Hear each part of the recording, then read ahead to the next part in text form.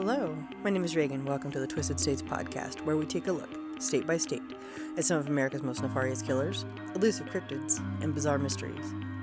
This is episode 15, where we'll be delving into the mysterious circumstances that led to New England author and folklorist Joseph A. Citro coining the phrase, the Bennington Triangle, in 1992, referencing this portion of Vermont.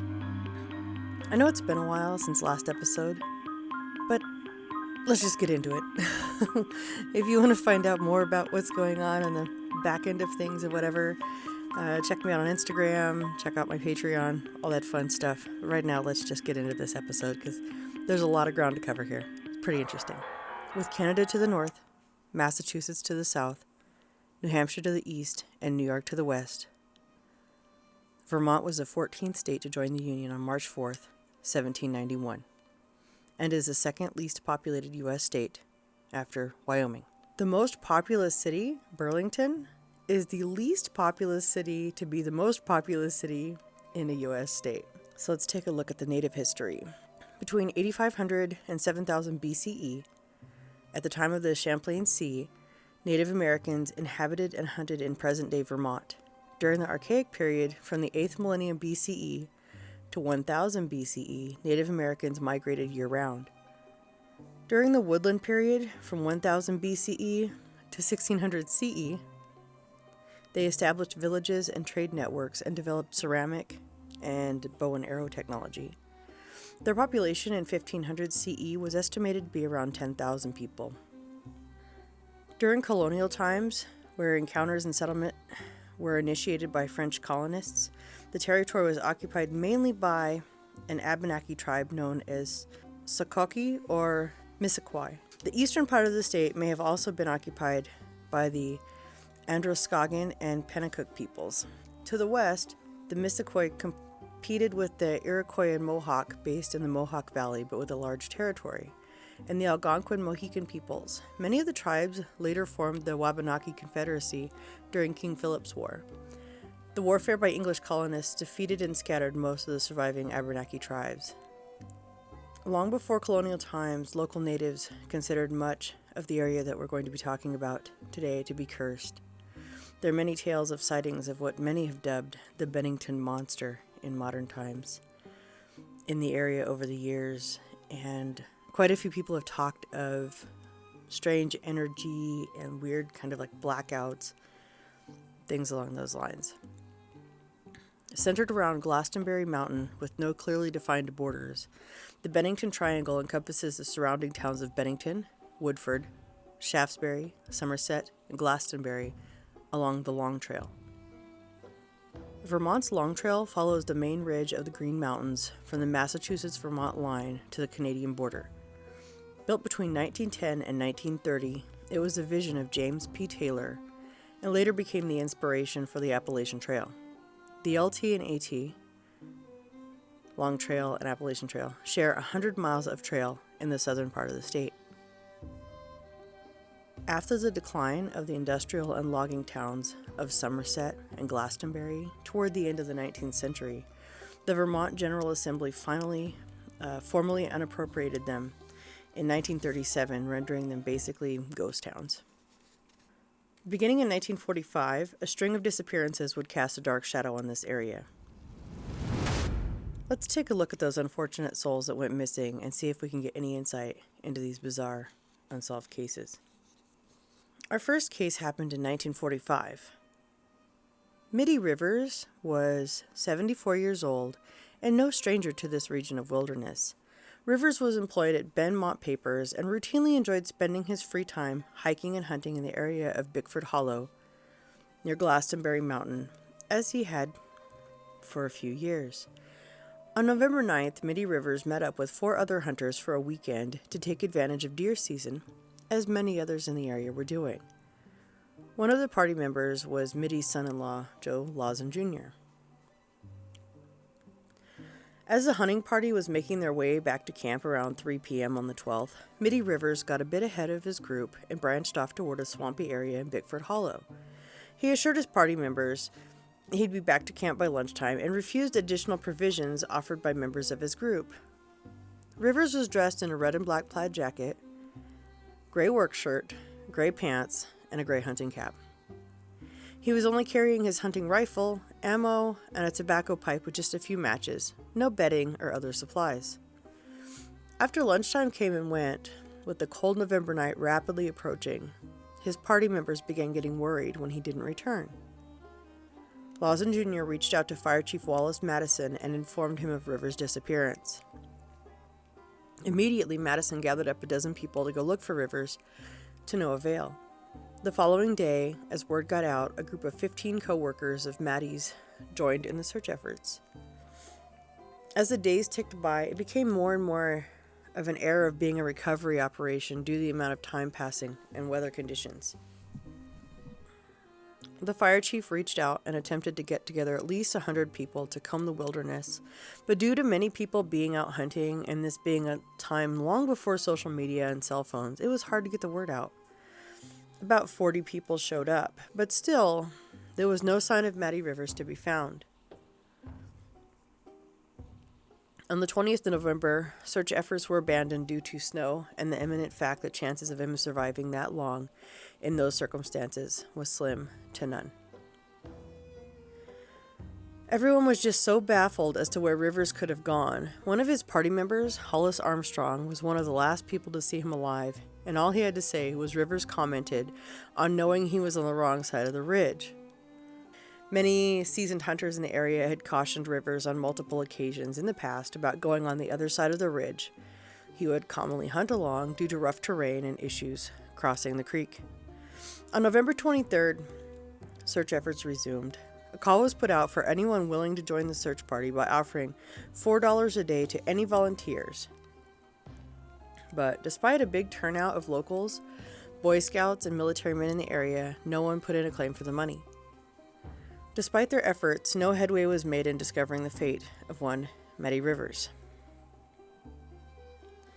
One prevalent theory was that Midi was swept away when trying to cross a creek and carried downriver outside of the area being searched. Another theory is that another hunter accidentally shot Rivers and hid the body to avoid possible prosecution.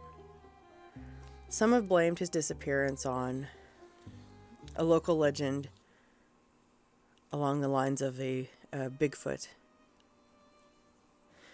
And some have even blamed it on aliens. 76 years have passed with no new leads or evidence in any direction as to what happened to Midi Rivers. So at this point, we may well never know what went on that cold November afternoon in Vermont. Just barely a year later, another disappearance was reported. Paula Jean Weldon was an 18-year-old sophomore at Bennington College, the eldest of 4 daughters of William Archibald Weldon and Jean Douglas Wilson.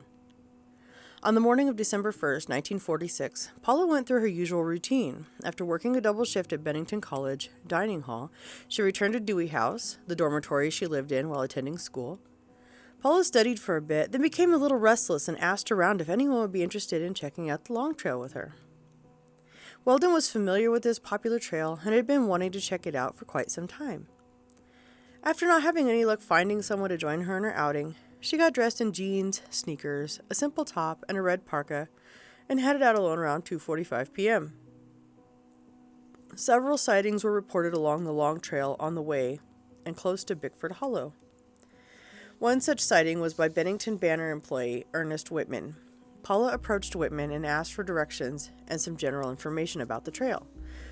Another sighting was by an elderly couple along the trail, indicating they spotted Paula walking roughly 1,000 feet in front of them, and she eventually disappeared out of sight around a bend. The last confirmed sighting was in the vicinity of Fay Fuller Camp. Noticing Weldon hadn't returned by the following morning, Paula's roommate reported her missing. Paula's father, William A. Weldon, was a well-known designer, architect, and industrial engineer employed by Revere Copper and Brass Company. William used his status to help persuade law enforcement to do more. Due to Mr. Weldon's efforts and dissatisfaction in solving his daughter's case and locating her, he pushed local legislators to support the creation of the Vermont State Police. As before, several people joined in on search efforts, and every option was explored to attempt to bring Paula home safely, to no avail. Paula was even less prepared than Midi Rivers. She had no knowledge of the area, was not dressed for the inevitable cold evening that was approaching, and was carrying no supplies of any kind. Some of Paula's classmates stated she seemed a bit depressed. She hadn't returned home that year for Thanksgiving and seemed like she was having some kind of issues. One suspect was considered: Fred Gadet, a lumberjack that lived in the area on Harbor Road. Fred was arguing with his girlfriend when Paula passed by, and there are two accounts given. One is that he went back to his cabin and spent the evening alone. The other is that he drove up the road along the travel portion of the trail in the direction Paula was walking. This would have been as it was starting to get dark, and puts a higher possibility out there that she may have climbed in the truck with him if promised to ride back to her dorm or in the direction of her college. Gadet made several comments to people in regards to, quote, knowing within 100 feet where Weldon was buried. But when questioned, he maintained that it was just idle talk and he was innocent. When the case was revisited in 1951, he was once again looked at as a suspect, but with no body and no evidence, he couldn't be formally charged. Of course, once again, many blame it on paranormal occurrences. Just as Rivers was, Paula was wearing red and disappeared in the same area without not a single trace of her to be found. 3 years later, on December 1st, 1949, victim number 3, James E. Tedford, a veteran, went missing Twilight Zone style from a bus passing through the area. The bus was headed to Bennington. James was a resident of the Bennington Soldiers' Home on his way back from a visit with family in a neighboring town.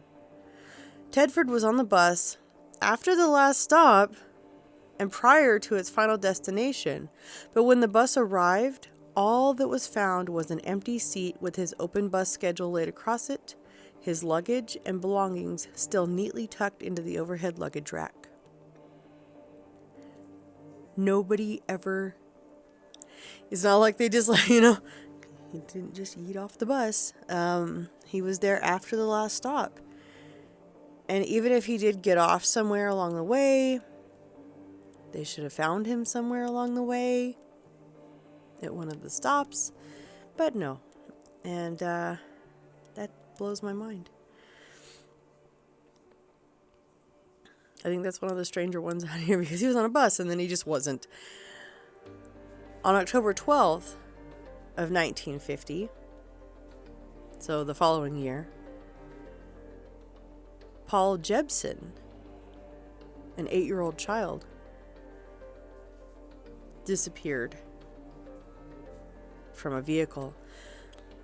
Jebsen had accompanied his mom in a truck. She left her son unattended in the truck while she fed some pigs. His mother was gone for about an hour. When she returned, her son was nowhere in sight. Search parties were formed to look for the child. Nothing was ever found, though Jebsen was wearing a bright red jacket that should have made him more visible. According to one story, bloodhounds tracked the boy to a local highway where, according to local legend, 4 years earlier, Paula Weldon had disappeared. The fifth and final disappearance of this era occurred 16 days after Jebsen had vanished. On October 28th, 1950, Frida Langer, 53, and her cousin Herbert Elsner left their family campsite near the Somerset Reservoir to go on a hike. During the hike, Langer slipped and fell into a stream. She told Elsner if he would wait, she would go back to the campsite, change clothes, and catch up to him. When she didn't return, Elsner made his way back to the campsite and discovered Langer had not returned to the campsite and that nobody had seen her since they had left. Over the next 2 weeks, 5 searches were conducted, involving aircraft, helicopters, up to 300 searchers. No trace of Langer was found during the search. On May 12, 1951, her body was found 3.5 miles from camp at the Somerset Reservoir in the East Branch of the Deerfield River, an area that had only been lightly searched 7 months previously. Because of the condition of her remains, they were unable to determine her exact cause of death. There are no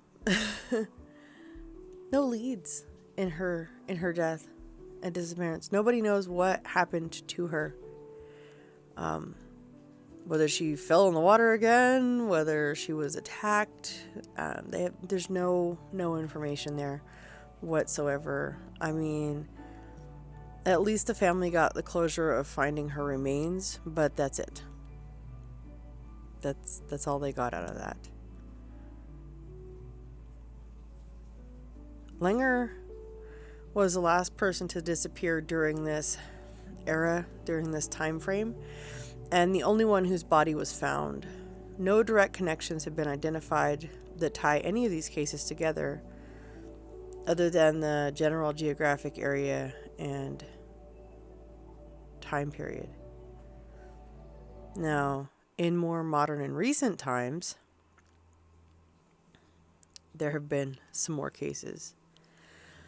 On September 17th, 2019, a jawbone was found in the gravel pit near Somerset Reservoir. The remains were later identified as those of Jessica Hildebrand, a 43-year-old resident of New York. Hildebrand was nicknamed Red, and red is considered an unlucky color within the triangle, as it appears conspicuously throughout several of the disappearances. Another recent case in this area occurred in August of 2021. 73-year-old Joseph Schoenig was found with a self-inflicted gunshot wound in his red truck at the parking area of Somerset Reservoir. His body was discovered a few weeks after he had been reported missing. Well, let me know what you think. There you have it. The Bennington Triangle. And it's a weird one. I don't even know where to begin or what to think, because it's a pretty hefty list of unsolved things happening there. I will say there's also other reports I didn't really nail down. These were just some that really stood out to me. But if you look into that whole area there's several disappearances. There's a lot of really strange occurrences. That's some pretty weird territory around there. So yeah. Throw me a follow over on Instagram. Check out my Patreon. Reach out to me. Let me know what you think. Give me some feedback on this and tell me what you think happened to these people. Give me some of your ideas as to what you think happened to these people in the Bennington Triangle. So be sure to follow us on Instagram at Twisted States if you like what you hear and would like to get some more exclusive behind the scenes access and support the show further. Check out Twisted States on Patreon. Links will be in the show notes or the description, whether you're listening to this on your favorite podcast platform or watching it on YouTube. So check it out, and I will see you next time. Bye.